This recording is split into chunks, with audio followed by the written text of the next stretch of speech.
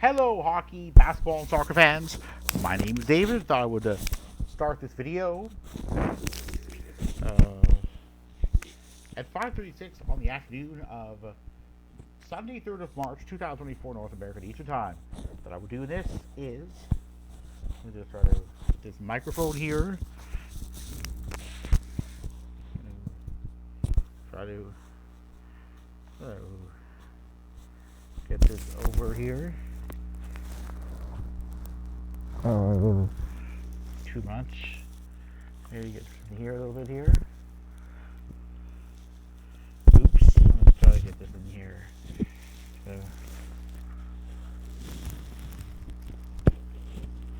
Alright, so I'm gonna do. Alright, so I'm gonna go to here. And alright, so I'm gonna go with the NHL standings. So oops. Oh wait, okay, so taking into account the NHL standings as of games that ended by the morning of 3rd of March Eastern Time. So in terms of Canadian NHL teams, we're going to start with the teams that are furthest out, in my view, of playoff spots. So we'll start with the Ottawa Senators and Montreal Canadiens, with 53 and 56 respective points after 59 and 61 games following last preseason. Neither team having done particularly well in its last 10. Sens having put up,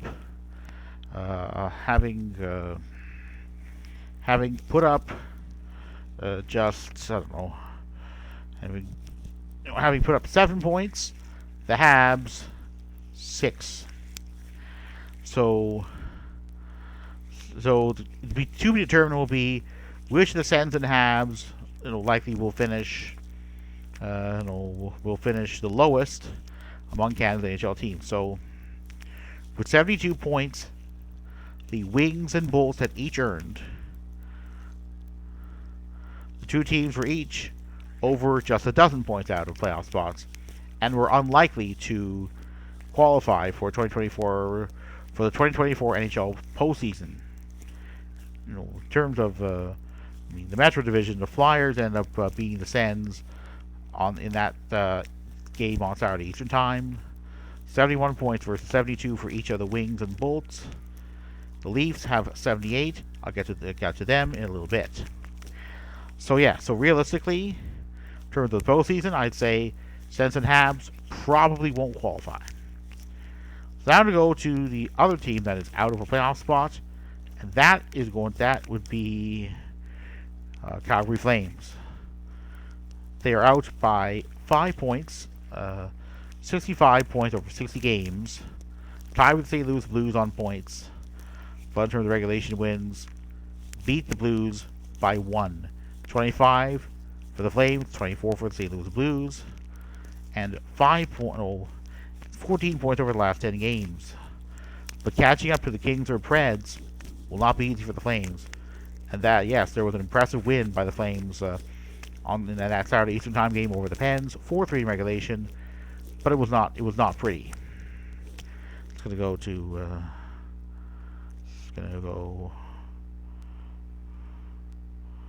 all right. So we're gonna go to right here.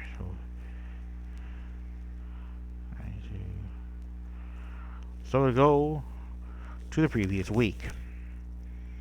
I had not put up yet, and before I'd chosen to record a long video. Short video here. So what it's gonna do is Alright, so I'm gonna go with the Calgary Flames. So that was a 4-3 win in regulation. Home game at the Scotiabank Saddledome. So just gonna go and alright, just gonna go. So going to the ESPN website. So it's going to. Wow. So here's some key stats of the game. So key stats: Pens outshot the Flames 30-20. Flames out hit the Pens 35-18. Penalty minutes were even. Face-offs. Wow. Let's go with the team stats part of the ESPN. That ESPN box score. 35 face-offs. 22 of 57. So almost just under 40%. Not great. Each team scored a goal on its own power play. Neither team scored a shorthanded goal. And yeah, it mostly came down to goals scored other than on special teams. And it was all Pens in the first period. From the second period onward, it was mostly Flames. Although the Flames had fallen behind 3-1. 2 minutes 51 seconds into the first period. 3-1, Pens had been up, and then three unanswered goal by the Flames. The 10:09, 10:41, and 19:10 marks of that period of the third period, and that goal by Yegor Sharangovich, assisted by Michael Backlund, would put that game away. So overall, Jacob Markstrom stopped 27 of 30 Pens shots, and in terms of the top performers of the game, in terms of the point producers, Michael Backlund with 2 assists, Blake Coleman, Nathan Kadri with goals, Andrew Mangiapane with an assist, Yegor Sharangovich with 2 goals, and Noah Hanifin, a defenseman, with an assist. In terms of face-offs, among Flames players who took at least 5 face-offs, it was kind of a mixed bag. Backlund, 6 of 24, he ended up winning. Nazem Kadri, 9 of 15. And Sharangovich, 4 of 10. Overall, a not very good night in the face-off circle, but the Flames made those face-offs count. And the result wasn't pretty, but if I were a Flames fan, I would take any win at the moment. Flames have won 5 straight, and were, after games that had finished up by Sunday morning Eastern time, 5 points out of a wildcard spot up against the Kings. So now I'm going to go to the teams that are above the playoff line. So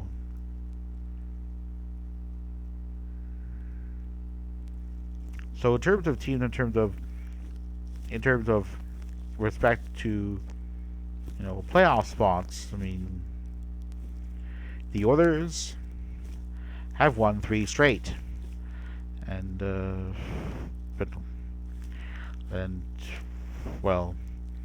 with 74 points over 58 games, are 4 up, or were 4 up on the LA Kings for a top 3 divisional spot, and 9 up on the Flames for a playoff spot. And 9 up with the Kings for a playoff spot. The Leafs, the Oilers have been in second, having just passed the Golden Knights for third, for possession of second in the Pacific Division. The Leafs, with 78 points over 60 games, had a 6-point lead on the Wings for a top 3 divisional spot.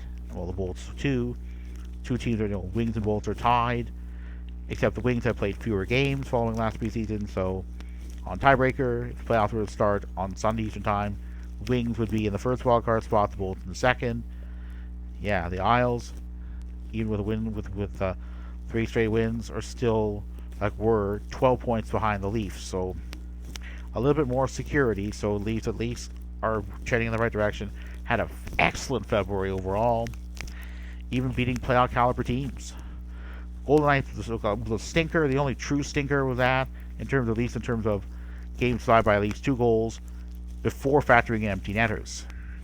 Well, Leafs ended up losing by 3 goals had it not been for a late game empty netter against the Golden Knights. So Leafs, I'd say the Oilers are a bit under 10 points ahead of the Flames. So they're almost in that tier where I could say yeah, the Oilers are probably going to get in. They're not quite 10 points up in a playoff spot.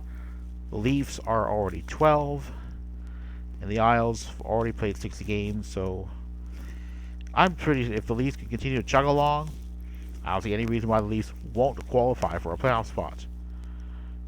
The Bruins have well and truly slumped, and with the Leafs playing 2 games against the Bruins this week, there's no reason why the Leafs can't get a little bit closer, at least, if the 2 games are wins for the Leafs. The question is what those wins will look like. These Bruins are not very, have beaten the Leafs over and over again. The Bruins are a playoff team, so let's see what happens. So yeah, so we're now going to go to the other teams. So we have the Jets. Jets with 81 points over 59 games are 9 up on the Preds for a top 3 divisional spot. Preds are in 4th, having won 8 straight. Okay, so that's 9. That, but 16 up on the Flames for a playoff spot. So I'm pretty confident these Jets are going to see playoff action, and most likely will remain in a top 3 Central Division spot.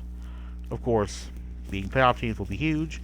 They did beat the Canes, but that game was on the week on Saturday Eastern Time. But that game was ugly. 3 goals. See that over there. Just gonna review that game. It's like a very early one there. So yeah, the Winnipeg Jets. Yeah,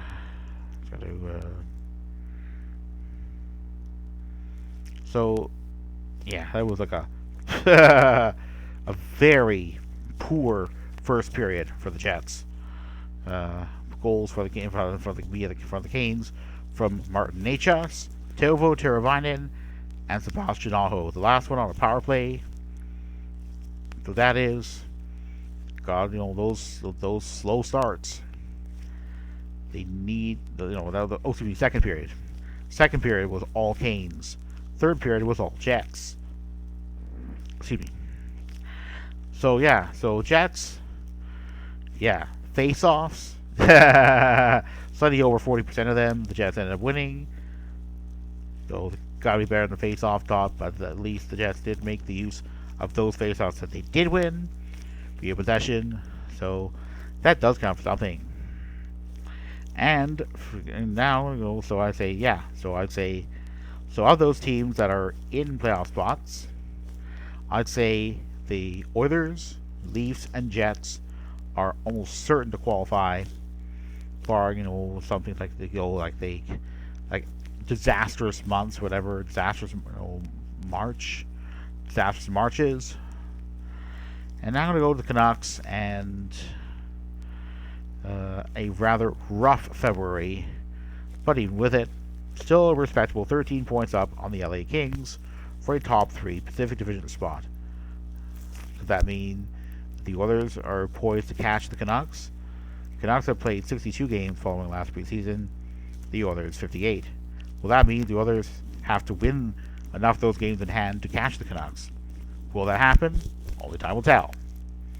So this week, so now I'm going to go to try to wrap things up here on the NHL schedule. So I did post a bunch of games.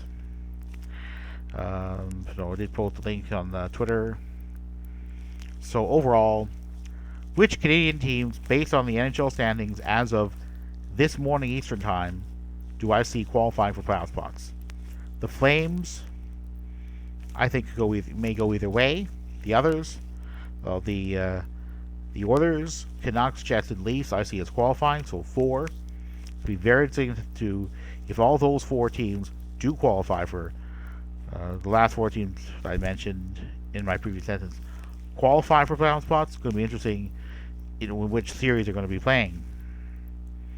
After all, given the format of the postseason, if the Canucks and Oilers stay in their current positions, first for the Canucks in the Pacific and second for the Oilers, those will be separate playoff series. And it'll be questionable whether the Flames will get in. Won't be easy, though. because it's very tight competition. And I mean, yeah, it's really the only teams that are likely going to not see playoff action in the West. These are effectively eliminated. 10 or more points out. The Yotes, Ducks, Sharks, and Blackhawks. So they're probably little teams are probably just looking for the draft, looking towards this upcoming entry draft. So, in terms of the, all right, I'm going to look at the. So on this Sunday, it's going to be the Jets, Canucks, and Oilers in action. As there's also a Raptors game on. I'll see which of the Canadian NHL teams I'm going to be watching. Because as far as I'm concerned, I'm probably not going to be able to watch all those games. It's just too distracting if I do. On the other hand, on Monday, of Canada's NHL teams, the Leafs and Flames will be in action. Tuesday, Eastern Time, they have the Oilers, Habs, Jets, and Canucks in action. So that's 4. And Wednesday, the Leafs and Sens in action. The Leafs in a early evening Eastern Time home game. The Sens out on the road against the Ducks. Thursday, Leafs will remain in the Eastern Time Zone. Flames will come into the Eastern Time Zone, play a game there. Habs will remain in the Eastern Time Zone. The Oilers will come into the Eastern Time Zone. Oh my goodness. The Canucks will be there. Canucks will be against Vegas Golden Knights. And then the Sens will remain in the Pacific Time Zone, play the LA Kings at Crypto.com Arena. Friday, the Jets will be the only Canadian team in action. And then on Saturday this week, we have the Oilers in action in the afternoon. Flames, early afternoon, Eastern Time. Flames will be action later that afternoon into the early evening hours. Then we have the Habs Leafs game on multiple ones. You have Sens and Sharks also in action relatively early. Pacific Time, 4 p.m., 7 Eastern. Jets and Canucks will be the late game on Hockey Night in Canada. Definitely looking forward to that game. And thought to complete the coming weekend. I don't believe the holiday weekend. Any Canadian or American jurisdiction. On Sunday, going to be the Oilers, an afternoon away game against the Pens, and the Flames in a late afternoon away game against the Canes.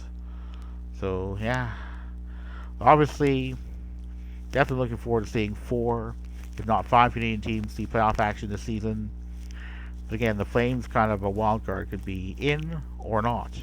It'll be very interesting to find out. And as I wrap up this video, I thought I would mention that if you I do encourage anyone who liked the video to please click that like button. I also encourage anyone who has not already subscribed to do so. Doing so means more content that I put out in my feed, like anyone's YouTube feed, and it may mean that videos that you're looking to watch will be easier to find. Anyone who's looking for more time notifications of videos I put out, to click that notification bell. I try to put out videos, whether long or short form, at least weekly. On that note, I'm going to say, go Leafs go Raptors go Toronto FC go, and with respect to other Canadian national teams for which I cheer, go Canada go.